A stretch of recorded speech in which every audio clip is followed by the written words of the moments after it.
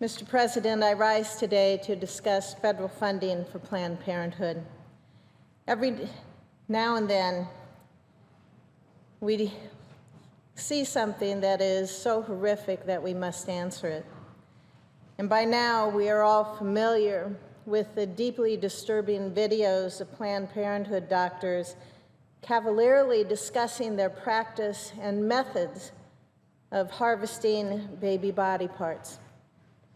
Like so many Nebraskans, I am shocked by the lack of compassion for these women and their unborn babies. My colleague and friend from Iowa, Senator Joni Ernst, has introduced legislation that takes immediate action and cuts off funding for this scandal-plagued organization. I'm proud to join her in sponsoring this very important legislation. This bill has nothing to do about whether or not you are pro-life or pro-choice. It's not going to settle the issue of abortion, which has divided our country for over 40 years. This bill simply says that taxpayer dollars should not go to organizations mired in scandal and likely illegal activity.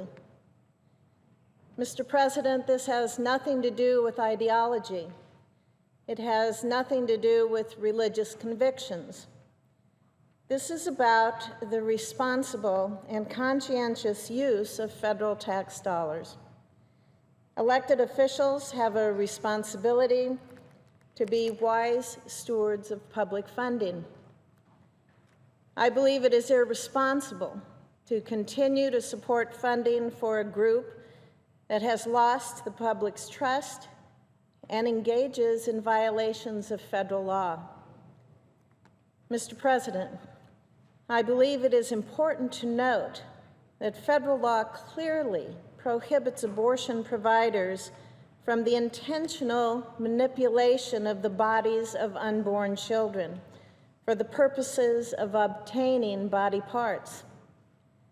Section 498A of Title 42 of the U.S. Code clearly states, and I quote, "In research carried out under subsection A of this section, human fetal tissue may be used only if the attending physician, with respect to obtaining the tissue from the woman involved, makes a statement made in writing and signed by the physician declaring that no alteration of the timing, method, or procedures used to terminate the pregnancy was made solely for the purposes of obtaining the tissue," close quote. A video released on July 21st, 2015 details a Planned Parenthood doctor discussing using less crunchy abortion technique to get more whole specimens. Let me repeat the law. A doctor must certify that no alteration of the timing, method, or procedures used to terminate the pregnancy was made solely for the purposes of obtaining the tissue. Senators can reach their own conclusions.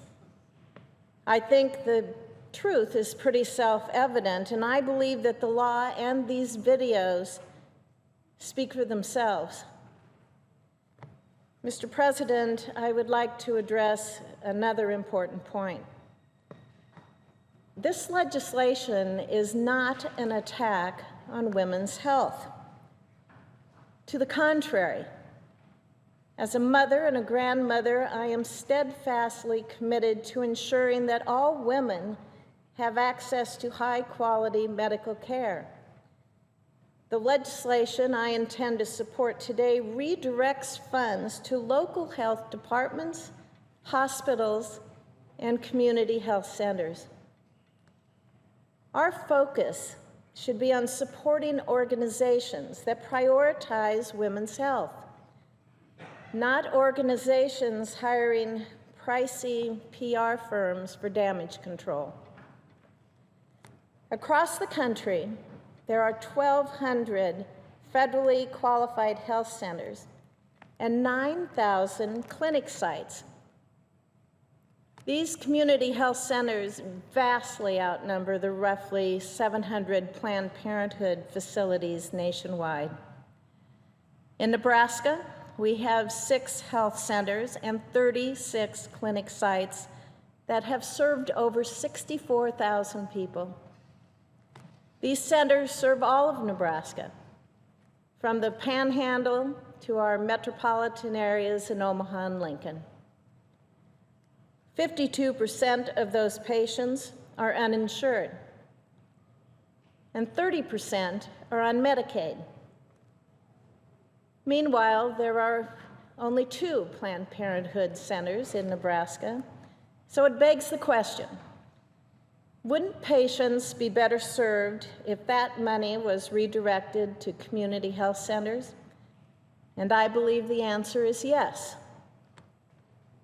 These health centers deliver many, and sometimes more, of the health services provided by Planned Parenthood. In 2012 alone, federally qualified health centers performed 400,000 mammograms and over 2 million cervical cancer screenings. These health centers are better able to respond to the needs of these women because they are closer to the communities that they serve.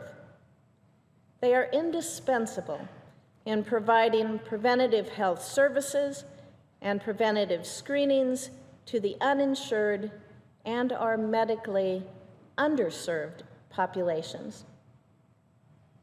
In conclusion, I believe elected officials have a basic duty to stop sending tax dollars to an organization mired in scandal and likely illicit activity. It is time for us to come together and support truly compassionate care for women and their unborn children.